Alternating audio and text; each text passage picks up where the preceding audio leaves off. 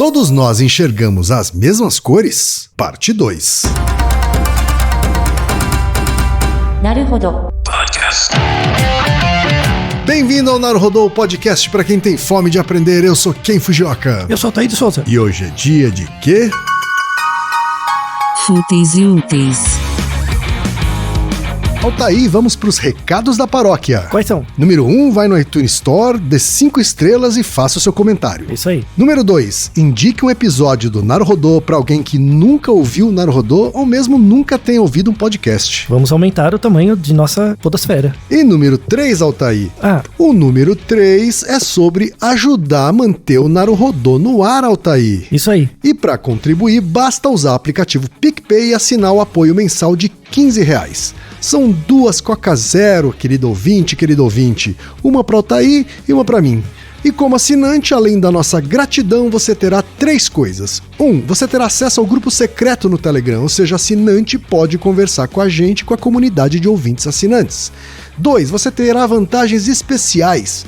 Por exemplo, assinante recebe os episódios no grupo secreto do Telegram antes de todo mundo. E 3. Você receberá conteúdos exclusivos. Por exemplo, assinante recebe episódios que só são distribuídos no grupo secreto do Telegram. Então é isso, baixe o aplicativo PicPay e assine o apoio mensal. Com o PicPay você ainda vai poder pagar boleto, transferir dinheiro entre amigos, recarregar celular, sacar o saldo em qualquer banco 24 horas sem taxa. E olha só, no primeiro mês de apoio ao Naruhodo, você ainda tem um cashback de R$10. Isso mesmo, você assina e recebe R$10 de volta. Tá? Agradecemos desde já e participem, por favor. É isso aí. E antes da pauta, mais um recado. O Naruhodo está abrindo espaço para os podcasts das Minas, porque representatividade é importante também na podosfera. E o destaque de hoje vai para As Matildas, com TH, comandado pela Grécia Bafa e pela Iole Melo. Ouça o recado que elas deixaram para você, ouvinte do Naruhodo, e conheça o podcast As Matildas. Fala galera do Naruhodo, obrigado pela oportunidade de falar aqui. Eu sou a Grécia Bafa. E eu sou a Iole Melo. Nós somos do podcast As Matildas. Nosso cast fala sobre a perspectiva da mulher sobre o audiovisual. Sempre com muita treta. Já falamos sobre representatividade feminina, sobre pornô, representatividade negra, lésbica e muito mais. Se você quer consumir mais conteúdo da podosfera produzido por mulheres, procure pela hashtag Mulheres Podcasters. E encontre a gente também no Twitter, @asmatildas, no Instagram, @asmatildasoficial, no Facebook e no site do Cinemação. E chegamos ao momento Alura, Altair. E você, ouvinte, já sabe, a Alura é a maior plataforma de cursos online do Brasil. Mas a Alura não é só uma plataforma, ela é uma instituição de ensino. Ou seja, ela garante a qualidade dos cursos que são produzidos por ela mesma. Não é um simples repositório de cursos sem curadoria. E funciona de um jeito muito simples. Você tem acesso a mais de 1000 cursos de tecnologia e negócios digitais com uma única assinatura. É isso mesmo, uma só assinatura e você acessa absolutamente tudo. E agora a vantagem: ouvinte Naruhodo tem desconto de R$100. Mas para ter esse desconto, precisa acessar a seguinte URL. Anota aí: alura.com.br/promoção/Naruhodo. Repetindo, alura.com.br/promoção/Naruhodo. Assine a Alura hoje mesmo e faça a diferença na sua carreira. Altair, vamos continuar. Voltamos então para a segunda parte do episódio, que tem como questão um tema proposto por Lucas Valadares, pelo Juliano Alves de Oliveira e pelo Lucas Zurvelen. Isso? Uma pergunta infantil. Começou na época de criança. É verdade. Vamos responder. Praticamente todos eles dizem que tem a ver, remete à infância deles. Isso. Assim, né? Muita gente deve ter tido isso. Verdade. E você viu que a gente fez uma apreciação histórica, antropológica, filosófica da primeira parte. É verdade. E a gente acabou o episódio numa dicotomia. Né? Exato. Que é aquela dicotomia se a percepção de cores ela é moldada unicamente pela cultura, ou de fato ela tem uma base inata, né? Então, o Wittgenstein 1 e o 2. O Wittgenstein 1 e 2, né? Vamos atacar um pouco mais, continuar um pouco nessa questão. Agora a gente chegou no século XX, ficou um pouco mais fácil a gente chegando em artigos mais atuais, assim, né? Mas para mostrar que a questão dos nossos ouvintes não é uma questão trivial. Ela abraçou muitas pessoas. Parece, mas não é, né? Não é. As questões simples, prosaicas, são as que demandam maior tempo de elaboração, porque muita gente pensou sobre elas. E por isso que esse é um dos episódios que eu enrolei para fazer, assim, porque demanda muito tempo de elaboração, tá? Vamos continuar. Então a gente parou. Século XX, Wittgenstein, né? Ele não falou só sobre a visão de cores, né? Ele falou sobre a relação entre pensamento e linguagem, na verdade, né? E realidade. Mas ele usou um pouco a visão de cores como um exemplo. Que ele fala da questão da essência, né? Do problema da essência, se a linguagem servia para descrever a essência das coisas, como são, ou de fato não tem como ter acesso à essência porque a gente é mediado pela cultura. Certo. Né? E a cultura cria uma estrutura que estrutura o nosso acesso à realidade. É como se eu não pudesse ver a realidade, é como se eu só visse a realidade através de uma janela. Certo. Só que essa janela chama cultura, então eu só consigo ver de forma mediada. O que é uma questão filosófica clássica que afeta muitas pessoas, tá? Mas agora a gente vem... muitas outras questões também. Nossa, muitas. E fica por outros episódios. Certo. Mas agora vamos para uma questão mais atual, né? Então, especificamente da visão de cores. Então, veio lá do Aristóteles, aí o Newton deu o braço dele, aí toda a teoria da óptica, da física se desenvolveu, porque essa teoria é uma teoria de avaliação da natureza. Então, eu não preciso saber o que você está enxergando, eu só preciso construir um aparelho que regule, captar os dados e analisar eles. Né? Então, para os seguidores, entre aspas, para os seguidores do Newton, também tá tudo bem. Né? Sim, tava sussa. Isso. Aí depois eu percebi, aí surgiu, por exemplo, o daltonismo, né? Tem o Naruhodo sobre daltonismo. Falei, então tem doenças relacionadas com a não percepção das cores adequadamente. E aí foi se estudar a biologia do olho. Foi tudo bem e tal. Só que essa questão mais artística / antropológica continuou em aberto. E essa questão antropológica cultural que virou uma celeuma, sabe? Então hoje, por exemplo, aí o nosso episódio sobre daltonismo ajuda muito, a gente já sabe, assim, sensorialmente como as pessoas enxergam, quais são as vias e tal. Eu vou falar a única teoria que está ainda em aberto. Tá bom. Tá? Mas o interessante dessa teoria que está ainda em aberto é a relação que ela tem com a antropologia. Então junta meio os dois no final. Tá? Você já deve saber que a gente tem lá no nosso olho os cones e os bastonetes e tal. Os cones são os que vêm a cor. E a gente tem os 3 tipos de cone, né? O RGB, tá? Que é a tecnologia que a gente usa na TV baseado no nosso próprio olho. Certo. Tá? Não é o contrário. Então, até aí tudo bem. Só que a gente tem uma teoria, que aí é de neurofisiologia da visão mesmo, que chama teoria dos processos opositores. Sim. Que é o seguinte, eu só tenho receptor para 3 cores, né? Vermelho, verde e azul.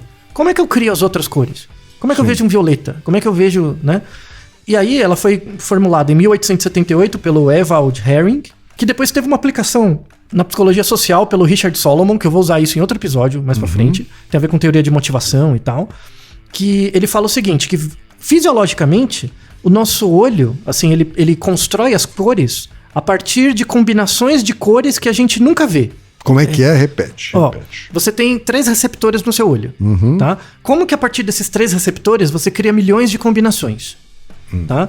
Então, cada um desses receptores tem uma substância química dentro do receptor, da célula. Certo. E essas substâncias químicas, elas geram reações químicas, que são reações catabólicas ou anabólicas. Tá?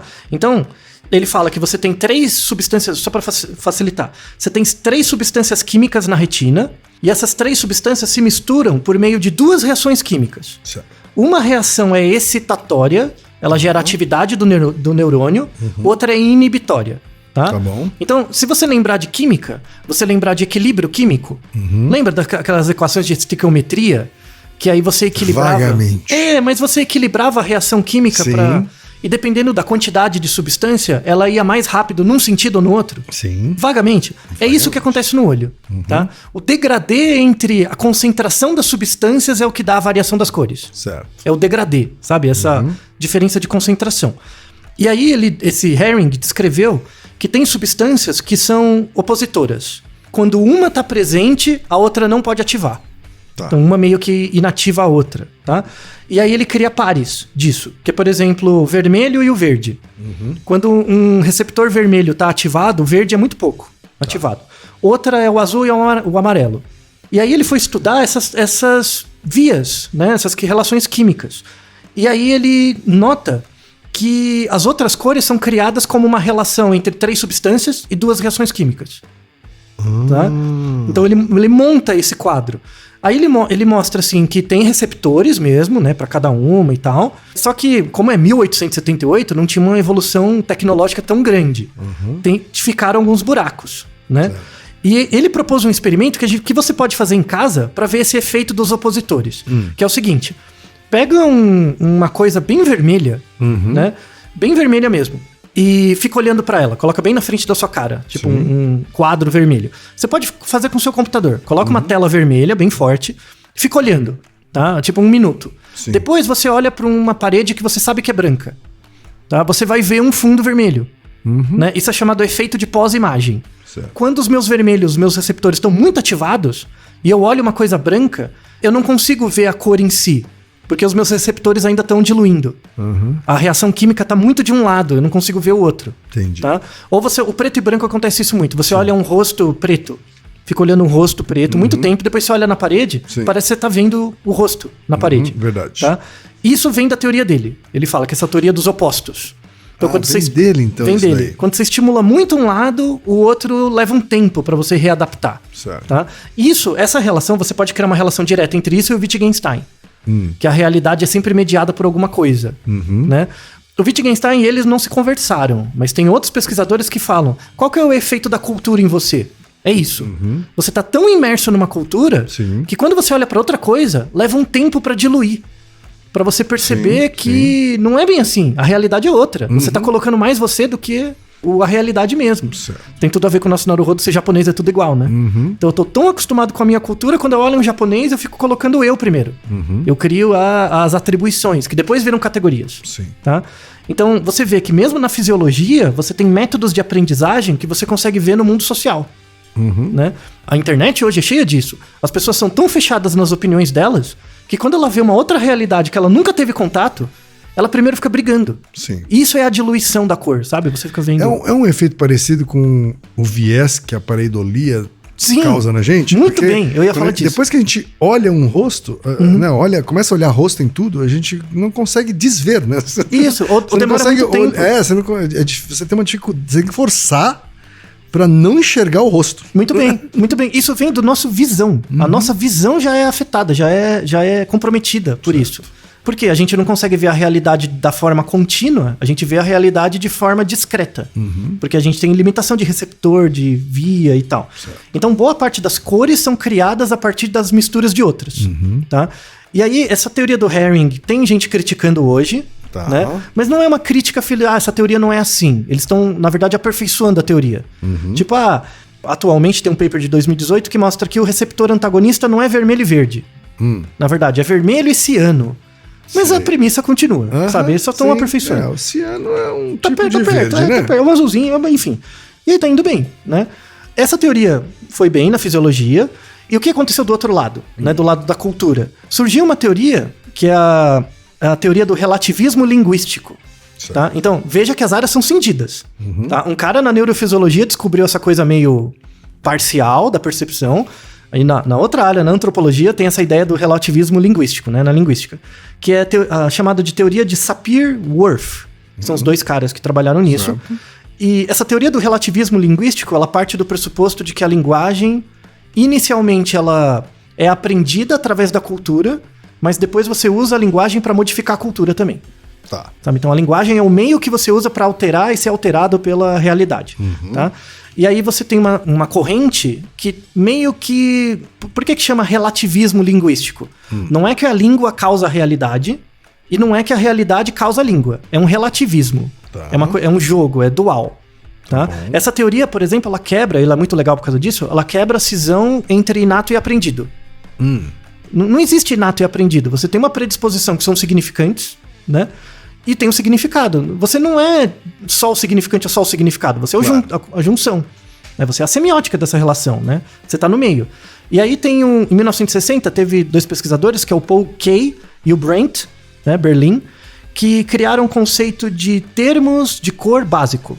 Então, eles eram antropólogos, sociólogos, Eles achavam que, apesar desse relativismo linguístico, né, a língua modula a percepção da realidade, mas deve ter alguma coisa inata. Deve ter uma categorização mínima, sabe? Nem que seja claro e escuro. Assim, que seja biológico. Então ele tentou juntar, né? Que foi ótimo. É uma das teorias mais sólidas que a gente tem hoje. E eu vou mostrar as críticas a ela também, tá? Começou em 1960. E aí eles fizeram um estudo extensivo de várias culturas para mostrar a percepção de cores. E aí ele mostrou que a percepção de cores depende da complexidade da sociedade. Então deles essa ideia de que quanto mais, não complexa, mas quanto mais diversificada a sociedade, mais palavras a gente precisa para nomear cores. Tá? Então, por exemplo, uma coisa é a realidade ter cores. Certo. Outra coisa, isso é ser útil para mim. E aí eu não preciso pôr nome. Se não é útil, assim, eu discrimino, mas não uso na minha sociedade. Tal. O nome daquilo não faz tanta diferença. Aí eu ponho tudo numa caixinha. Certo. Tá? E aí ele descreveu 7 fases de desenvolvimento da percepção dos nomes das cores. Tá? E aí ele descreveu algumas culturas. Existem culturas que só tem preto e branco. Tá. Claro e escuro, só. Então só tem 2 nomes. Né? Okay. Aí tem outras culturas que depois que aparece o claro e o escuro, essa é a classificação de cores mais simples, assim. Tá bom. Sempre vai aparecer depois, com a complexificação da sociedade, o vermelho. Sempre isso é importante, tem tudo a ver com o Piaget, tá? Então, eu tô morando em comunidade. Minha comunidade ainda é bem poucas pessoas, inicial. A gente desenvolve uma língua. As primeiras cores que vão aparecer é preto e branco, claro e escuro. Certo. Necessariamente depois vai aparecer o vermelho.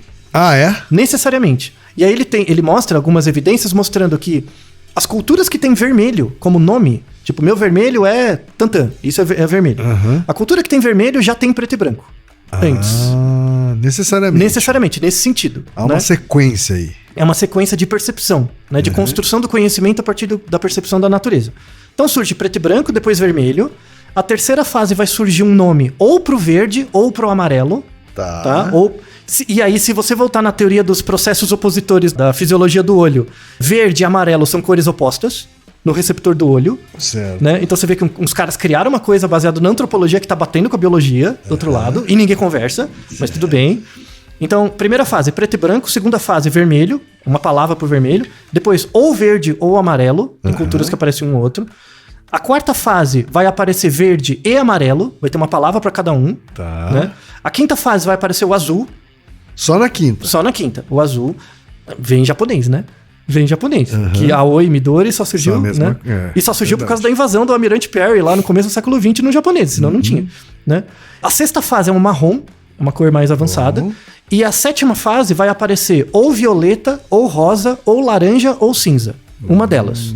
E aí vai aparecendo mais cores. Por exemplo, o surgimento do laranja. Eu não sei se você sabe o nome laranja. Surgiu no renascentismo. Surgiu primeiro em francês e inglês, o orange, e surgiu por causa da fruta laranja. Foi o que eu imaginava, mas... Popularizou-se porque demorou tanto assim. Então, popularizou-se a fruta laranja, né, na Europa. Foi a partir da popularização da fruta. Laranja. E falando, nossa, isso tem uma cor que eu nunca vi. Então eu vou chamar do quê? De laranja. E a fruta? Laranja. Então laranja só surgiu no século XVIII. Mas não existia abóbora, que é a mesma cor? Não, então, mas por dentro, né? Então, assim, é uma coisa que claramente você vê na natureza. É porque por dentro, em geral, ele é verde. Por isso que é uma cor que só surge na fase 7. Que é quando você já tem uma construção social grande, sabe? Então, veja que o nome que você dá para as cores depende da do grau de do quão complexa é a sociedade. Desculpa, Reginaldo. Tá? E aí tem... meu problema fonoaudiológico é fogo. A partir do momento que ele descreveu isso, né, nos anos 60, muita gente quis ajudar, né, pra ver, nossa, parece que tem alguma coisa mesmo. Como que você faz pra resolver isso? Estuda várias culturas e estuda bebês. Porque o bebê não tem a língua, né? Então será que eles discriminam essas cores nessa ordem? Certo. Vamos deixar na descrição 2 artigos que mostram com bebês pequenos, 1 ano, com EEG, os bebezinhos conseguem discriminar essas cores básicas, assim. Então ela discrimina preto e branco, claro, né? Vermelho, verde ou amarelo e o azul. Eles chegam nessa fase. Tá? Esse paper é de 2001. Nessa fase, ele consegue discriminar. Não é que ele fala. No cérebro, você vê que... E também não quer dizer que ele só enxerga essas cores. Não, ele enxerga mais. Mas enxerga assim, essas todas, cores... mas essas são as que ele distingue. Distingue mais rápido, assim. Mas parece que teve um device básico, assim, que discrimina rapidamente, tá? Principalmente o preto e branco. Que aí é mais óbvio, né? Claro e escuro. Tá? Ausência total de luz e entrada muita total luz. de luz. Isso. E o vermelho. Assim, o que mais nos estudos todos, porque depois teve estudo que mostrou em outra cultura, o azul não entrava, sabe? Mas o que é mais consensual é preto, branco e vermelho. Tá? É o que mais aparece. Beleza, então parece que tem uma causa material, assim, uma disposição do cérebro para ver algumas cores. Que isso é diferente de nomear.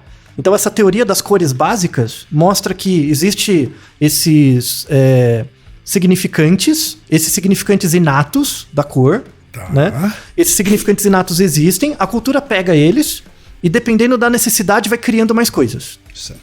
E mostra que por causa formal, a gente tem uma estrutura fisiológica que consegue pegar essas 3 cores e criar mais. Certo. Entendeu? Então eu sou capaz de reconhecer mais cores, eu só preciso nomear. Isso depende do interesse da natureza, da sociedade, enfim. Você vê que é um tema que não dá pra separar inato de aprendido. Verdade. Não tem como. É impressionante. E aí, esses pesquisadores mesmo, o Paul Kay e o Brent Berlin, eles, em 1969, eles começaram uma survey mundial que chama World Color Survey. Survey é uma survey das cores no mundo. Né? Essa survey existe até hoje. Eles continuam coletando dados e em várias culturas tem lá, vamos deixar na descrição o site, tem várias culturas que você pode ver os nomes que eles dão para as cores e tal. Muito legal, assim. E aí parece Survey, pesquisa, né? Pra é um questionário. Quem conhece, um questionário. Um questionário sobre visão de cores, percepção de cores, né? Em várias culturas.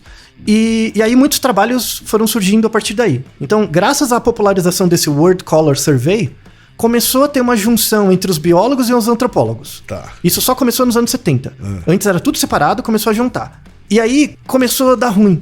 Sabe, quando junta o biólogo com o antropólogo, que você faz uma postura integrada, essa teoria do Kay aí começou a sofrer várias críticas, né? Sim. Da universalidade desses discriminantes básicos de cor, sabe? E aí eu vou deixar um artigo que, tipo, caiu minha boca. Eu adoro, eu sigo revistas de antropologia.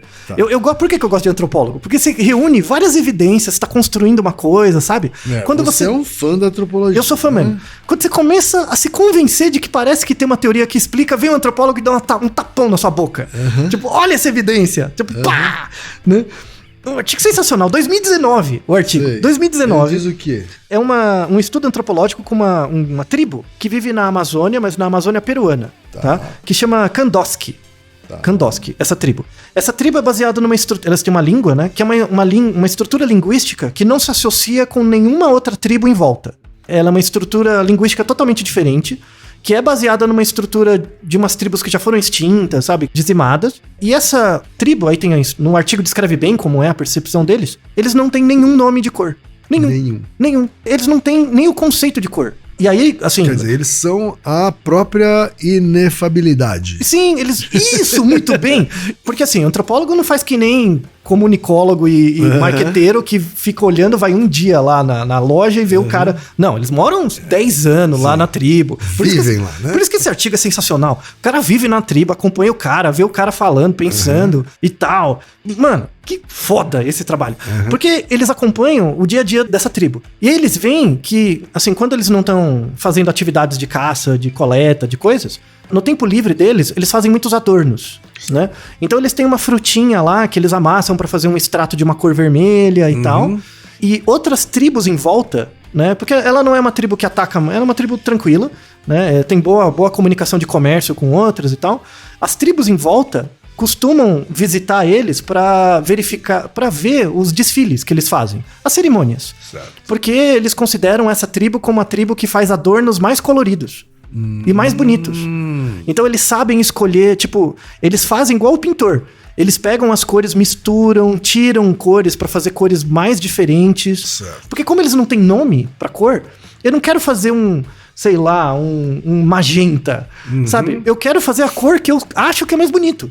Então ele tem uma variabilidade que não depende da palavra. Então, artisticamente, a representação que eles criam das cores é maior. E aí o antropólogo pergunta, mas que cor é essa? Fala, precisa. Entende? Eu não precisa. E aí eles... Mas como é que eles conseguem reproduzir aquela cor, assim? Então, pela experiência. Pela experiência. O que eles reproduzem, assim, transmitem, não são as cores. Eles transmitem o método de fabricação da cor. Tá bom. Sabe? O método mesmo. Sabe casa de loja de tinta que você vai comprar? Sim. Não tem aquelas máquinas que você constrói? Que aquilo. Você cria a sua própria cor, né? Isso. E eles fazem isso. Eles passam pra frente, não o nome da cor, mas a máquina de fazer tinta. Sabe? Sensacional. Aí, tipo, não tem a base biológica. Cadê a base biológica da cor? Aí eles fizeram esses experimentos que o Kay fazia, e não tem nada. Nada. Não conseguiram trazer o índio pra fazer ressonância magnética nem EEG, né? Claro. Aí tudo bem. Mas já dá uma paulada na teoria das cores básicas, sabe? E aí começaram a criticar também os caras das cores opositoras, que não é bem assim. Ou seja, essa é a celeuma, entendeu? Parece que você tá construindo uma teoria, mas tem muito contra-exemplo. Muito contra-exemplo. Por isso que eu fiquei demorando pra ver se aparecia uns artigos novos, mas não aparece, então eu resolvi fazer, tá? Pra você ver como isso é engraçado, né? Como essa questão da construção do nome da cor independe da percepção, né, da cor, mas depende da cultura. Vamos falar um pouco de computador. Tá? Você como não, quem é computeiro sempre é computeiro, né? Como que computador percebe cor? Imagina que o computador é uma outra cultura, tá? Só para fazer um exercício. Como que o computador percebe cor?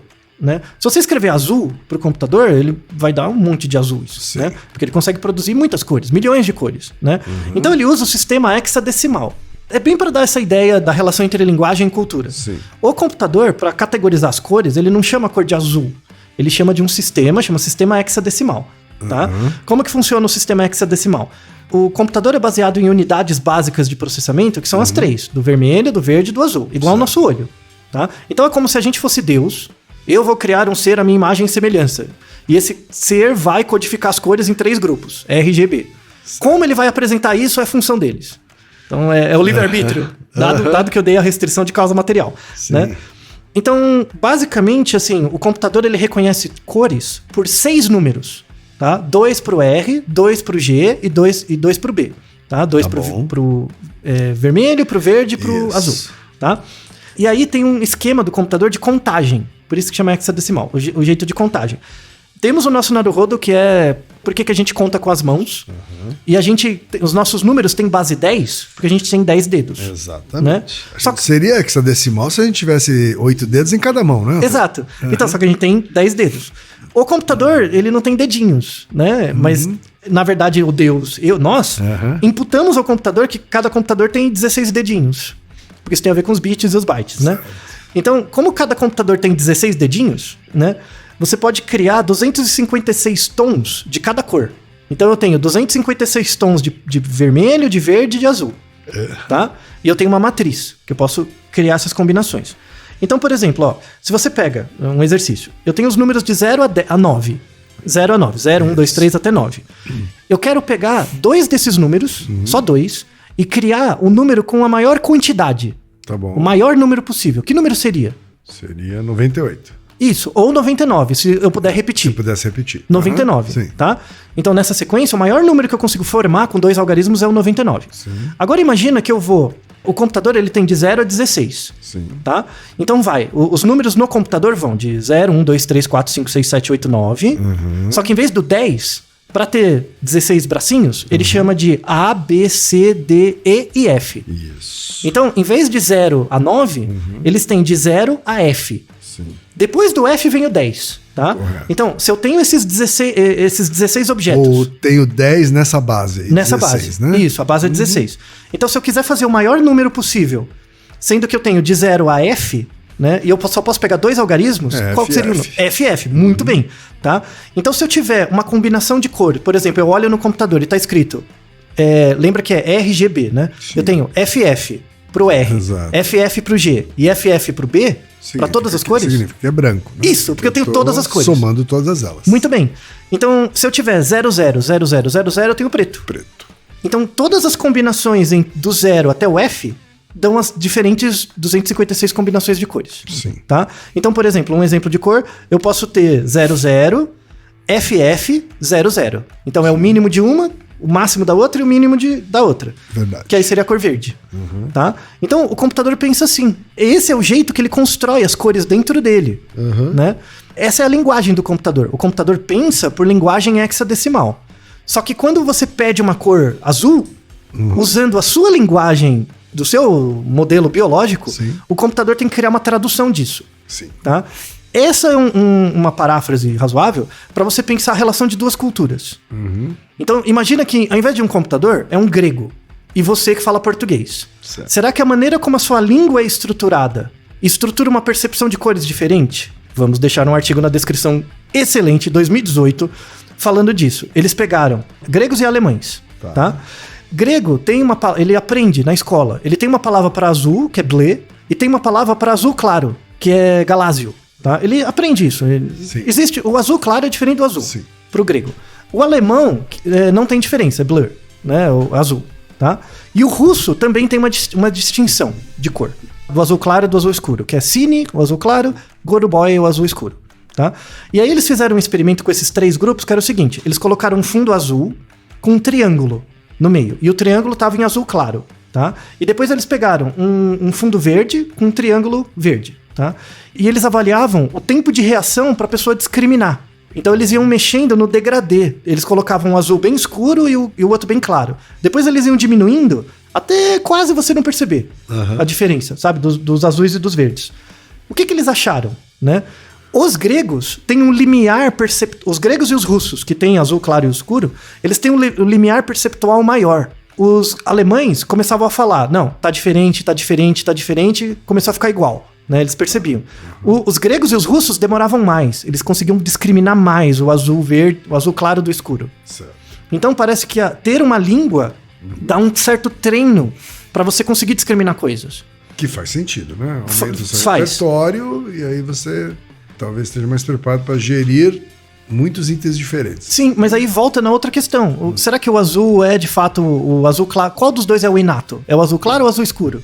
Trava de novo. Sim. Você entende? Então, você vê, a cultura tem uma mediação tão forte da percepção dos nomes das cores que você não consegue ver o caráter inato, apesar de saber que tem um caráter inato. Sim. Você vê que o negócio fica tenso. Ou seja, é um dos poucos Naruhodos que não tem uma solução fácil. Sabe? Eu trouxe várias evidências para mostrar que, na verdade, né? Vou dar só mais uma evidência importante, que é um artigo de 2019, que é um estudo de caso. É um estudo de caso de um paciente que teve um AVC e ele atacou a área da fala, então ele não conseguia falar. E aí, apesar dele não conseguir falar, né, ele não falava nada, ele conseguia discriminar cores. Assim, ele sabia que era um verde claro, um verde escuro. Ele conseguia discriminar as cores, apesar de não ter mais a linguagem. Certo. Então parece que a linguagem exerce uma influência na percepção de cores, que mesmo que depois você perde a linguagem, não vai embora. Entendeu? A linguagem gera um padrão de ativação neural, que mesmo quando a área morre, você ainda continua com esse padrão de ativação. Quando você diz a área morre, ela morreria por quê? Pelo AVC. Então teve uma embolia, né? A área da linguagem... Então, mantém intacta essa capacidade. Sim. Então a percepção de cores fica numa área diferente da linguagem. Ela estimula outras áreas. Parece que a percepção do nome, ela é algo mais sistêmico. Ela usa o cérebro inteiro, todas as suas aprendizagens da língua. A construção das palavras não. É a área de Broca e de Wernicke. Então parece que a aprendizagem das cores gera um efeito sistêmico no seu cérebro, e isso é o efeito cultural. E aí a gente volta de novo na parte do Wittgenstein velho, que é o segundo Wittgenstein. Certo. Parece que a cultura, ela molda o seu cérebro para perceber as coisas de um certo jeito. Mesmo quando você perde um pedacinho, ainda tem influência da cultura no resto. E aí, para fechar, isso é mais uma evidência para mostrar por que propaganda para criança é crime. Tem que ser preso. Manda. Porque essas influências culturais, de fato, moldam a construção do cérebro. E a criança não tem defesa nenhuma. Afeta biologicamente. Biologicamente, estruturalmente, certo. Sabe? Não é funcionalmente, mas estruturalmente atrapalha, sabe? E volta na discussão do primeiro episódio sobre o preto e o dourado, sabe? O amarelo. Coisas chiques. Sim. Isso é construído numa idade tão tenra da infância que mesmo quando você tem um AVC, ou mesmo quando você muda de cultura, muda de língua, essa percepção continua. Porque afeta o seu cérebro de forma sistêmica. Certo. Como um molde mesmo. É igual uma massinha de modelar que você coloca, assim, aperta o dedo, a massinha de modelar nunca vai voltar para a forma original depois de você ter apertado. Esse é o efeito do que a cultura, a propaganda, as coisas estabelecem. Coloca na cabeça das pessoas. Sim, isso tem que ser combatido. Não sei como, sabe? Porque é uma questão tão complexa e as áreas não conversam, sabe? Então, o mesmo desfecho que a gente tem para esse episódio, que é um desfecho mais ou menos, que eu não consigo fazer nada sobre, é o desfecho que a gente teve pro nosso episódio duplo sobre depressão. Lembra que a gente mostrou lá que depressão é super multifatorial, Sim. Mas e aí? Né? A gente deu algumas tentativas individuais de como lidar. Percepção de cor é a mesma coisa, sabe? Sim. Então, eu quero só voltar na questão inicial do nosso ouvinte, né? Então, quando eu vejo uma coisa vermelha quando eu era criança, como é que eu sei que os outros estão vendo vermelho? Exato. Dá pra responder isso usando uma metodologia parecida com aquele do episódio da depressão, né? Que é você juntar as causas. Então, assim, do ponto de vista material, os dois têm um olho. Se ele não for daltônico, aí não. né? Já fácil. Na causa material a gente já resolve. Se ele tem o mesmo olho que você, saiba, e ele é da mesma espécie, saiba que funciona igual. Então, sim, a sensação da visão de cores é a mesma, tá? Isso é a causa material, né, do olho. Causa formal é como o seu cérebro processa a visão de cores. Isso já tem um efeito da cultura. Sim. Quanto mais novinho você é, mais homogênea é a percepção formal da cor. Tá? Quanto mais novinho. Então, mais criancinha, mais parecido. Quanto mais velho, maior o efeito eficiente sobre a causa formal. Que é você olhar para um carrinho e aí te pergunta, que cor é esse carrinho? Aí alguém fala, o carrinho é azul. Aí você aprende a falar azul. Sim. E aí você vai generalizando a cor para outros eventos, né, para outras coisas. Tá? Daí a dificuldade de ver as características inatas da cor. Porque rapidamente você aprende a nomear, né? E o seu pai e sua mãe te ensina. Tem um trabalho, que aí é o trabalho final, fantástico. Assim, fantástico. É de uma outra área que linguista não conhece, biólogo não conhece, que conseguiram construir um modelo experimental para avaliar o caráter inato da percepção de cores. Porque assim, como a criança aprende a linguagem muito cedo, eu não consigo saber.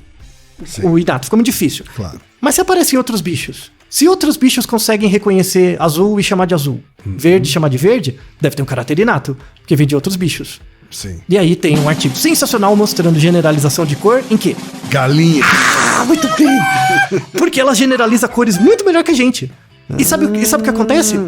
Galinha tem 4 cores. Ela tem não é visão, ela vê muito melhor cores que a gente. Assim. 4 cores que você diz, tá ela fala, ela tem 4 cocós de cor. Ah, como linguagem mesmo? Não é linguagem, é vocalização, não sei se é linguagem, mas ela tem 4 cocós. Ela tem 4 cocós, claro, escuro, né? E aí bate com a teoria do Kay lá, né? Sim, claro, escuro, vermelho e amarelo. Olha cocózinhos diferentes para cada um. E ela generaliza esses cocós. Então, quando você mostra uma cor azul e pareia com comida para ela discriminar aquela cor frente a outras, você vê que ela emite uma vocalização, cocó. Né? Aí quando você põe tipo, eu ponho um azul escuro. Aí depois eu ponho um azul claro, ela não faz cocó. Né? Mas quando eu parei o azul claro com outras cores muito diferentes do azul, ela começa a parear o azul claro com o azul escuro. Aí ela chama de cocó também. E você com o seu cachorro e seu gato aí, né? Muito melhor. Esse artigo é muito, muito bom. E é um artigo da área de etologia, não tem nada a ver, mas complementa muito bem. Tá então, certo. Assim, para o nosso ouvinte, parece que existe alguma percepção inata de discriminação de cor. Com certeza, claro e escuro, sim. Tá? Então, quando você é muito bebezinho, provavelmente o seu vermelho é o mesmo dos seus coleguinhas do jardim de infância. Conforme você vai se desenvolvendo, tem um efeito da cultura muito forte. Se vocês todas as criancinhas partilham da mesma linguagem, o seu vermelho vai ser igual ao mesmo vermelho, mas o seu red provavelmente não vai ser o mesmo do red de alguém que nasceu nos Estados Unidos. Tá bom. Vai ser um pouco diferente. Sim. Tá? E aí, quando você cresce mais, você vai ter o efeito da sociedade, da cultura e da propaganda. E aí, por exemplo, se eu vivi no Brasil, numa época em que preto é sofisticação, sim, comparado com você, que morou no Japão, que não tinha isso, aí nossa percepção de cor vai ser completamente diferente. Entendeu? Claro. Então eu vou sair pra balada com meu pretinho básico e você, por que você tá com esse pijama? Né? Entende? Aí é nos níveis, sabe? Certo. No nível material e formal parece que a cor é a mesma. Quando chega no nível eficiente final, aí a cultura atrapalha tudo. Isso mostra a necessidade de uma integração maior das áreas para explicar esse fenômeno complexo. E, por favor, o povo da semiótica vai estudar um pouco mais de biologia antes de inventar nome para coisas que você não consegue entender. Né? Altair, sobrou uma pergunta aqui no e-mail do nosso ouvinte. Sim. Que é, isso poderia justificar isso que você diz, essa capacidade de assimilar muitas cores, né? Isso poderia justificar os diferentes gostos por cor que possuímos? Dá para responder isso agora com base nesses níveis de atenção, né, de percepção. Certo. Como na causa material e formal parece que é mais ou menos o mesmo, só que a cultura vai afetando. O que afeta o nosso gosto por cor? A cultura. É a sua história de vida, né? A maneira como a história modula a sua relação entre a percepção da cor e a palavra.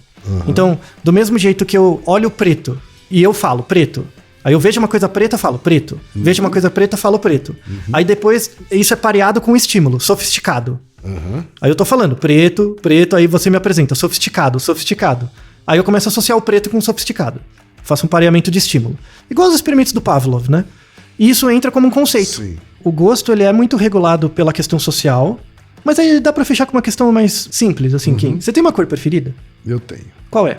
É preto. Você gosta de preto? Assim, mas por que essa é a sua cor preferida? A resposta não é trivial. Você tem uma percepção estética da cor, tipo, eu acho essa cor bonita, ou é uma cor funcional pra você? É uma cor que funciona? Acho que as duas coisas. Dependendo da situação, ela é mais pelo funcional, dependendo é mais pelo estético. Então, essa é a diferença entre o Newton e o Goethe. Aham. Então tem... Aí é uma pergunta final para os ouvintes Tem hora pensarem. que o preto eu gosto do preto porque é bonito, e tem hora que eu gosto do preto porque ele é prático. Isso. Os dois são causas sociais, tá? Para você gostar de uma cor, sempre tem uma causa social, Sim. tá? Mas o Newton... Mas tem naturezas diferentes, né? Tem naturezas diferentes, isso. Você gostar de uma porque é bonita e de outra e da mesma cor porque é prática, né? São coisas bem... Então- eu poderia escolher cores diferentes Podia. né? Pelo aspecto estético ou pelo aspecto prático. Isso, mas será que o bonito tem a ver com a frequência que você vê? Você vai vendo em vários contextos sociais pessoas usando preto. Provavelmente. E aí vira o bonito, mas antes é funcional. Provavelmente, é. E para pessoas que têm uma renda mais alta, aí tem um artigo bem interessante que mostra isso. É a relação entre o Newton e o Goethe, né? A relação entre o funcional e o bonito. Sim. Pessoas com renda, assim, não é a pessoa, mas a classe mais alta, quando você pergunta qual é a cor preferida e trabalha isso, em geral para eles é uma questão do belo. Porque o belo influencia a opinião pública, porque eles têm uma notoriedade maior. Entendi. E na classe baixa é porque é funcional. Tá. Por exemplo, pensa um milionário, sabe? Alguém com uma renda, aquele 1%, tá? Não é você, não é ninguém que tá ouvindo isso aqui, não. Tá? Aquele 1%, ele vai pensar naquela cor como uma cor que pra ele sempre achou bonito. Né? Ele pareou com coisas bonitas esteticamente. tá? Então, ela foi. Mas esse critério estético foi construído, né? Ele é construído. Quando meus amigos, por exemplo, que cresceram no Nordeste, né? Eles acham preto sem graça. Sim. Né? Sim. Porque pra eles, o rico, o chique, ou O caro, né? o caro, né? Rico no sentido amplo da palavra, né? É o colorido. Isso. Então, reflete a realidade social. Então, e aí você tem que buscar antropologicamente que figuras no passado daquelas regiões que tinham muita influência, o que elas usavam. Provavelmente tinha uma questão do colorido, Sem dúvida. como colocavam, né? Sem dúvida. E, por exemplo, o termo pretinho básico é um termo de classe mais baixa. Porque é básica. Porque o meu tempo eu não tenho, porque eu tô vendendo ele pra ter dinheiro. Entendeu? Então, você vê como é intricado a percepção de cor com a cultura, com diferenças de classe, com renda. E essa é a mensagem do Naruhodo, sabe? Pra todo mundo que... É uma homenagem a todo mundo que pesquisa cor, porque eu admiro que é uma área terrivelmente difícil. Mas se vocês Ficou não... claro, né? Já A gente ficou bem precisou claro. de 2 episódios pra falar alguma coisa sobre cores, Isso. né? Leia a literatura, que tem muita coisa. E se vocês forem integrar, conversa. O cara da biologia vai conversar com um antropólogo, porque ele vai te dar muitas boas hipóteses para testar a percepção de cor. Sem dúvida. Então, o caráter inato ainda está em aberto. E esperamos o trabalho de vocês para a gente fazer um novo episódio. É isso aí. Naruhodo, ilustríssimo ouvinte. E você já sabe, aqui no Naruhodo, quem faz a pauta é você. Você tem alguma pergunta pra gente ou quer comentar algum episódio? Escreva pra nós. podcast@naruhodo.com.br. Repetindo, podcast@naruhodo.com.br. e lembre-se, mande nome completo, idade, profissão e a cidade de onde você está falando. É isso aí. なるほど。 Esse podcast é apresentado por b9.com.br.